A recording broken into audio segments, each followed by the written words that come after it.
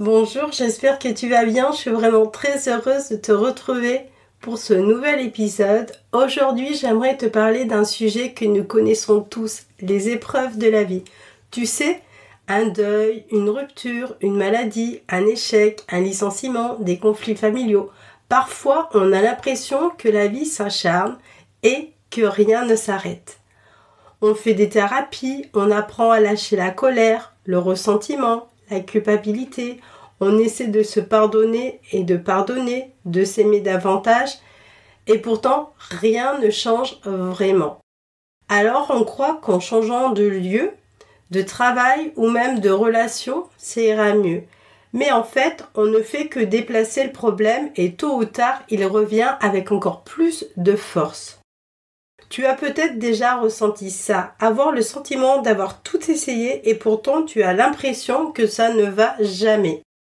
Moi aussi, je suis passée par là. Pendant des années, j'ai cherché des réponses avec mon mental, j'avais des phases où j'allais bien et puis d'autres où je m'effondrais complètement, incapable de gérer mes émotions.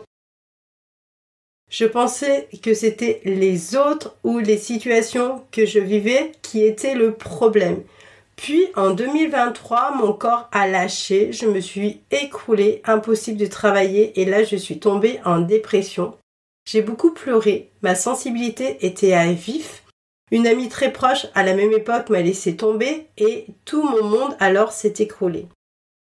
Et c'est là que mon chemin de reconstruction a commencé.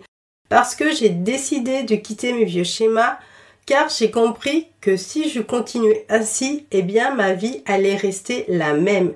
J'avais intégré un certain nombre d'enseignements en développement personnel et énergétique, mais je ne les appliquais qu'en surface. Tu sais pourquoi ? Parce que j'avais peur de regarder certains aspects de ma personnalité en face. C'est beaucoup plus facile de se positionner en victime et de rester dans le déni. Laisse-moi te dire quelque chose. Plus tu nies tes blessures émotionnelles et plus tu souffles, plus tu les accueilles et tu les aimes et plus elles se libèrent.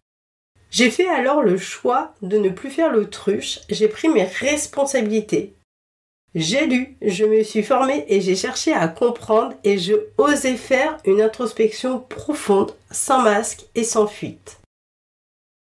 J'ai osé être vulnérable, j'ai osé avoir peur, j'ai osé m'aimer, j'ai osé me respecter, j'ai osé dire non, j'ai osé poser mes limites. Et tu sais quoi ? Ma vie a commencé à se transformer. Pourquoi ? Parce que tout simplement j'ai accepté. J'ai accepté de ne plus fuir mes blessures. Et là, j'ai compris quelque chose d'essentiel. Tant que nos blessures émotionnelles ne sont pas guéries, nous attirons encore et encore les mêmes personnes et les mêmes situations, juste pour nous donner une nouvelle chance de les comprendre et de les transformer. Et c'est là que mon thème astral est rentré en jeu. Il est devenu mon outil d'introspection pour comprendre mes blessures émotionnelles et mes résistances.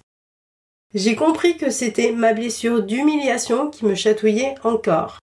Elle est représentée en astrologie par les stéroïdes Junon. Pourquoi ? Parce que je donnais énormément aux autres en oubliant mes propres besoins. J'en faisais toujours plus par peur de ne plus être aimée. Je me sentais exploitée et abusée au sein de ma famille et dans mon travail. Je n'étais pas moi-même par peur d'être jugée ou critiquée par mon entourage.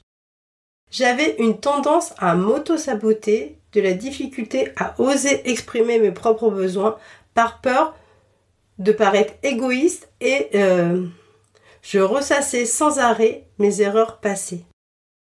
Ma blessure d'humiliation m'a montré qu'il y a toujours un sens derrière chaque épreuve, toujours un cadeau caché. Toutes ces épreuves étaient là pour m'apprendre à me respecter, à me faire respecter et à respecter mes propres besoins. La première étape pour libérer et reconnaître son existence est de l'accepter. Plus tu la nies, plus elle revient en force. Tu l'as choisie comme expérience d'âme pour grandir et créer une vie extraordinaire. Pour faciliter sa déconstruction, j'ai commencé à implémenter des techniques énergétiques dans ma vie. J'ai fait mon introspection, j'ai journalisé, J'ai fait des soins énergétiques et j'ai demandé chaque jour à mon âme de me guider dans mon processus de libération de cette blessure.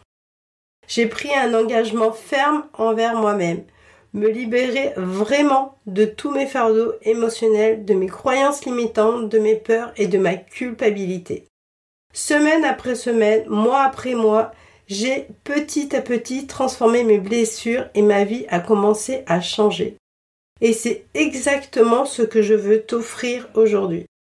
La clé, c'est la reconnexion à ton âme, parce que c'est elle qui sait comment t'aider à guérir. La plupart des êtres humains utilisent à peine 1% de cette capacité naturelle qu'ils ont en eux, alors que nous avons tous cette possibilité en nous. Alors mon conseil du jour, ne cherche pas à aller trop vite. Prends le temps.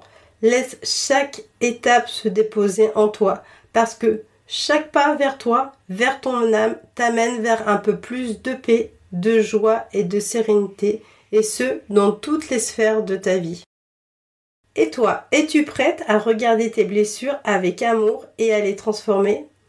Si tu veux recevoir chaque semaine des clés et mes prises de conscience pour avancer sur ton chemin, je t'invite à rejoindre ma newsletter. C'est là que je partage mes enseignements les plus intimes, mes outils pratiques et mes réflexions du moment. Le lien se trouve dans le descriptif de cet épisode. Je te remercie pour ton écoute fidèle. N'hésite pas à me partager ton ressenti à chaud. Je t'embrasse et prends soin de toi. À bientôt.